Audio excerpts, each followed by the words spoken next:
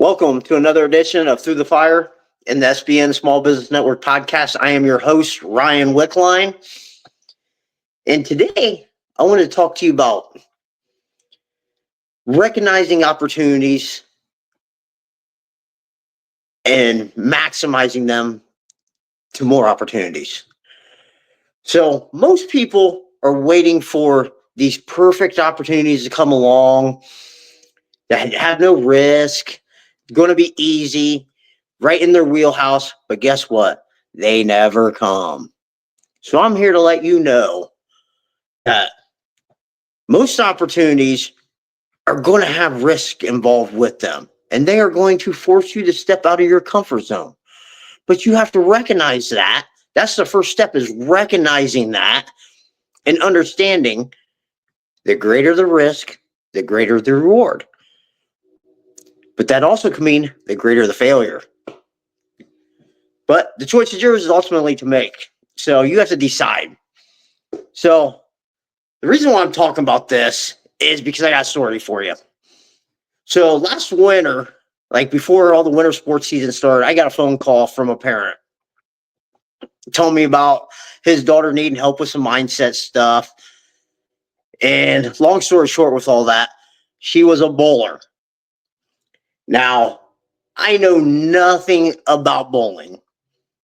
Don't know nothing about the game. If we were to go bowl, I wouldn't even break 100. I would be lucky to break 100. I mean, I am that horrible at bowling, but I know that. And I'm okay with that because I don't ever plan on going professional or pro or doing anything like that. So most people thought I'd be kind of crazy to take that opportunity to come along and to work with somebody in a sport that I know nothing about. But I understood something. And this is something I want to share with you guys. I was self-aware enough to know that I wasn't going to be asked to teach her any technique on bowling. Because guess what? I'd hope they wouldn't come to me for any advice on how to bowl. I knew that they were coming to me to help her think more positively, to build more confidence in her, and to inspire her to be better. And guess what? Those are things I'm good at. I knew I was good at that, but I knew my weaknesses. And hey, guess what? Those weaknesses, I'm not going to go over there in that lane because I'm not good there. And you wouldn't want my advice in that area anyways. But I know what I'm good at. And that self-awareness was able to let me say, hey, I think I can do something here. What's the worst that can happen? We fail and you learn some stuff and this doesn't work out and we just part on mutual terms. I mean, and that's happened before, that some kids just weren't meant to work with me because I have a higher standard. They don't want to put the work in and our standards just don't align. And I'm okay with that. I mean, not everybody's meant to work with me. And I completely understand that because I know I'm not designed to work with everybody either. So, but this is something like self-awareness was something I'll talk about later on and dive into to help people with. So, because a lot of people lie to themselves about where they're actually at and what they're good at and where they're weak at. But I understand a lot about that. So, but get back to the story. Now, I could sit here and say there was a little bit of fear going in my head with it, but I knew what I was good at. And as most people will tell you, and I'll tell you, the people that really know me, I play to win. Okay. So what that means is I don't like to lose at all, period. So I'm going to face my weaknesses. And in that case, what were my weaknesses? I didn't know about bowling. I don't know none of the rules. Didn't know nothing about oil patterns that they talked about, different pins that they were talking about. Knew nothing about it. So what did I have to do? So I could become more knowledgeable and actually understand what they were talking about. I had to go learn bowling terminology. Went to go talk to some of my friends who bowled or parents that bowled. Listen to this girl's dad and her talk about bowling to me and explain stuff to me so I could better understand how to help them a little bit more. And so I asked a lot of questions to a lot of different people.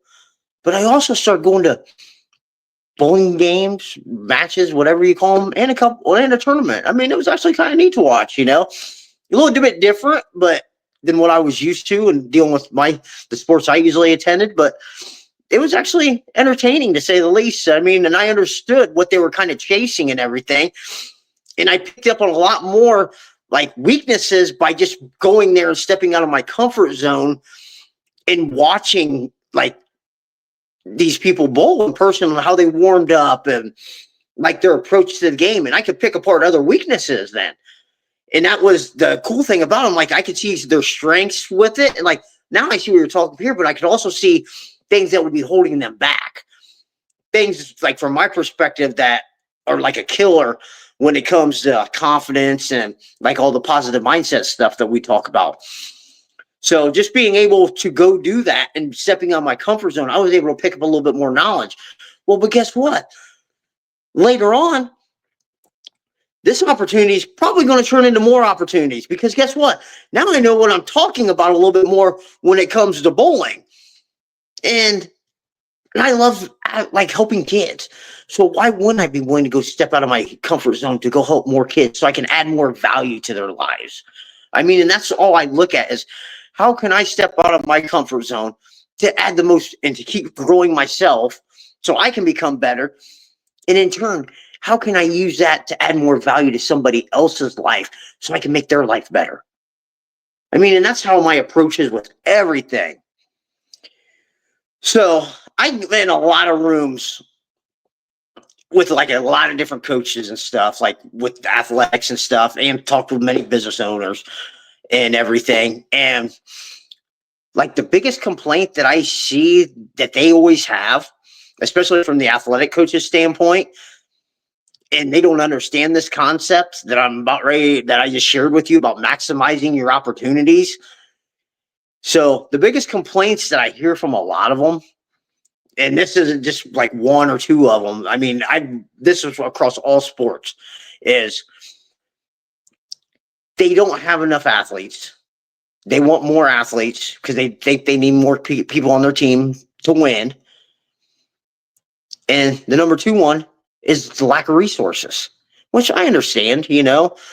So let me clarify on this a little bit. And this is where I'm completely different from everybody else, especially when it comes to this.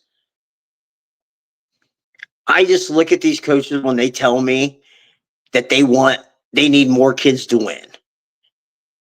And I just shake my head. I'm like, you guys understand that it is quality over quantity. If you can't develop the kids that you already have, what makes you think you deserve the right to have more? Win with what you got, maximize what you have, and then more will be given to you. Like if you can't even win with what you have, why would I, if I had kids, send my kids to participate with you? Why? I mean, that's just a simple question. And I got to go to explain to them this simple fact is, and at a lot of times when I ran a wrestling club, there for a little while, I had one or two kids. And then most of the time, only one kid that I really exclusively worked with. Well, guess what? I was able to do with those couple kids that I had. They became very, very good. And when you win with what you have, guess what? More kids start coming. More parents are willing to bring their kids to you. Come from other towns and bring them kids to you. You're not just dealing with kids from the school at the school you're coaching. You're dealing with kids from other places. Same thing when I started doing mindset training with kids. I took the kids that were given to me and I made the most out of it. Was there some failure involved? Yes. But did I help make them get better? Yes. Did they reach more goals than what they would have if I wasn't around? Yes. Those answers are all yes. And that was why more was given to me. If you can't win with what you have, don't expect anybody to be beating down your door to come hand you money to participate with you. I mean, that's just ludicrous in my mind.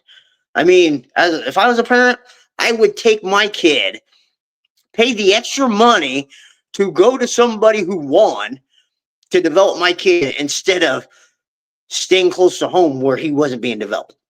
I mean, it's all about coaching is all about developing kids. And if you can't do that, then you're on the wrong line of business, because if you weren't at the high school level and you were at like a college or NFL level, guess what? You've been fired.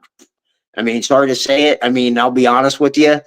That's kind of the problem in a lot of the high school athletic departments, I think, is they're not willing to get rid of people that aren't producing.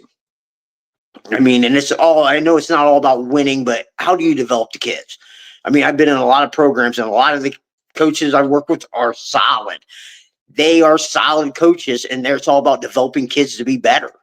I mean, why wouldn't you want to be around that? But there's also some that aren't developing anybody. And it's like, what's going on here?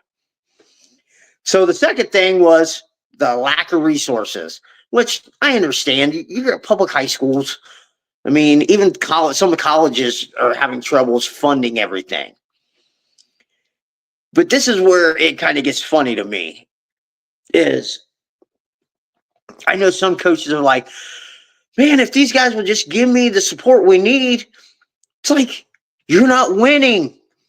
How can you ask a community to support you when you've never won anything and you're not about to win anytime soon? Because let's face it, you're not developing the kids. It goes back to the first one. You're not developing kids and doing what you're supposed to be doing. So why would the community support you? And then I go on to tell these guys, it's like, I came from a community and a program that won. We won almost everything we ever entered. We won as a team. We won a lot of stuff. I mean, everywhere we went, we won. But guess what? We didn't get any financial support from a lot of the community either. We had to kick, scratch, claw, and get everything we had. I mean, the basketball team that won like 2 games all season long got way more money than we did, more support than we did. Football team that won 4 games got way more support. Did we sit there and complain about anything? No. We went out and earned our money and got invited to the places we wanted to go. I mean, we had the right people supporting us, and our coaches didn't take no for an answer. And guess what? Made us raise the money, found ways for us to work and raise the money, so we appreciate it more. Guess what? Coaches do the same thing. Get the kids together, make them start helping raise money, or just start developing kids and start winning, and you'll start getting support. I mean, this goes for anything in business too. Why would anybody go to your business if you weren't winning or developing things or getting the job done effectively? They want it. I mean, all this stuff ties together. I mean, we live in such a society anymore where people want stuff handed to you and think that everything should just come easy and just like gift wrap to you. It's like, no, opportunities are going to come disguised as problems. The best opportunities I ever got had a lot of problems attached to them. But guess what? You make the most out of them by solving them problems, and it sets you up to grow and eventually sets you up to get more opportunities later in the future. So remember this. Your opportunities aren't going to come gift wrapped to you. Make the most out of every opportunity given to you and keep moving forward. If you fail, pick yourself back up and wait for the next one and try to succeed that one. Learn from your last one. I mean, there's a lot of failure involved. I failed numerous times with a lot of opportunities given to me, but guess what? I will still take risk because I know what I want in the future. And guess what? I'm a risk taker. And more often than not, I know I'm going to win, especially if I don't quit. If I know if I won't quit, I'll win way more than I'll ever lose. So remember that. Be self-aware, and I'll go talk about that one a little bit later sometime so people can kind of learn about being a little bit more self-aware about their strengths, weaknesses, and how to not lie to themselves so much about like where to actually areas they need to fix. I mean, that's something I really go over with a lot of the kids and stuff and adults that I work with. So remember, the only way to get to where you want is to go through the fire.